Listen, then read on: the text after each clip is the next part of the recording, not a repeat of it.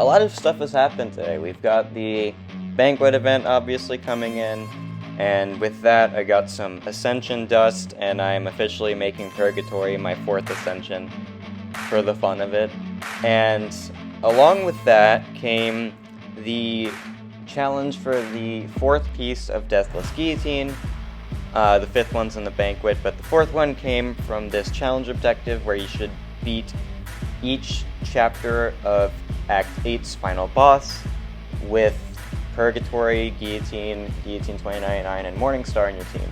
So naturally, I had to try to win this with Purgatory. I am running a couple boosts just so that I don't die and have to redo the solo again. You don't have to solo, it's just obviously I want to do it for content's sake. And you're going to see how the fight went, and I think it went really well. I haven't fought Scytalis in months, so I did have to refresh myself on what I was doing, so some parts of it might look a little weird, and I apologize for that, but again, I haven't fought her in forever. That was just me trying to figure out what her heavy attack was like. I kept trying to counter it too late because I thought it was like a 2-hit for some reason, even though obviously it wasn't. But anyway, we are just going to try to beat her up in her rooted phase right here. In the first phase, the only thing you have to do is push her into her trap. In the second phase, you have to knock her in with heavier special. Third phase, heavier special. And then the 4th phase, you can only knock her in with a special, I believe. So that is exactly what we're going to do here. We're just kind of messing around, gaining so much power so we can knock her into her trap really easily. We do have the Mutant Soul, which is going to drain a majority of her power. It's going to drain the majority of her power when she throws a special attack. Like any leftover power she has is going to go away. And so that's really nice. We also have the Mystic Soul, which will give us the ability to regenerate some block damage with the Guillotine synergy. And then the Skill Soul, once we acquire that, which I think we already did, it will place a slow on her when she purifies a debuff or it expires. So those are some cool things that she can do with the souls I acquired throughout the quest. And that definitely helped out a little bit. The slow one allows me to use my double medium and her not evade sometimes, although I'm not really sure if that's a benefit or a curse. But either way, the mutant one is definitely helpful. We don't want her to have too much power sometimes, so we get to remove some of that with the mutant soul, and then obviously regen from the mystic one is going to be really helpful. So yeah, we're just trying to combo her down now. In the second phase, I have to bait SP2s to get her in the root, so that's exactly what we're going to do. We have to wait a little bit for the trap to set, but once it does, like it does right here, then we're just going to knock her into it, and then I'm going to throw my SP3 in a moment. I think I'm going to ramp up some of my Demonic Rampage first. We got a little bit more charges, but I didn't actually get into the full Rampage.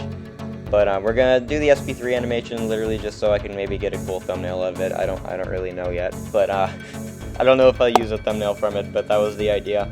But you get to see the SP3. I don't know why I thought she was still rooted, but she wasn't after the SP3.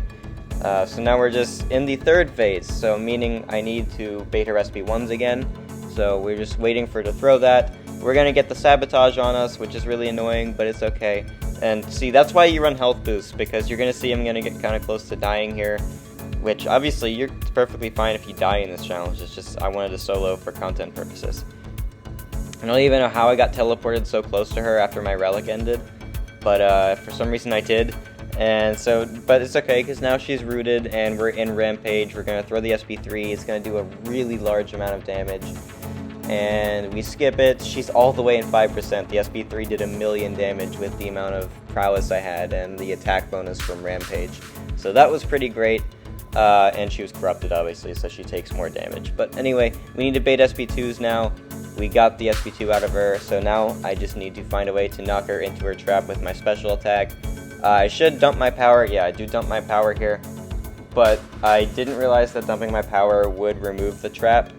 It's like, it basically no longer exists right now, so I need to push her to an SP2 again.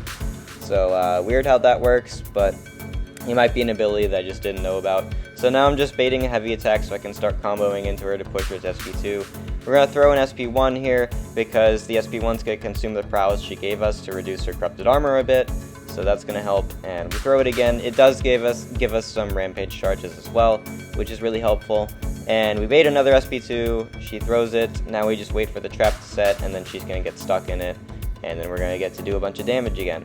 I did get too close, I should not have thrown that SP2, that was a really bad move, but at least I broke out of the root immediately, which is helpful, so I just have to avoid her unblockable for a bit.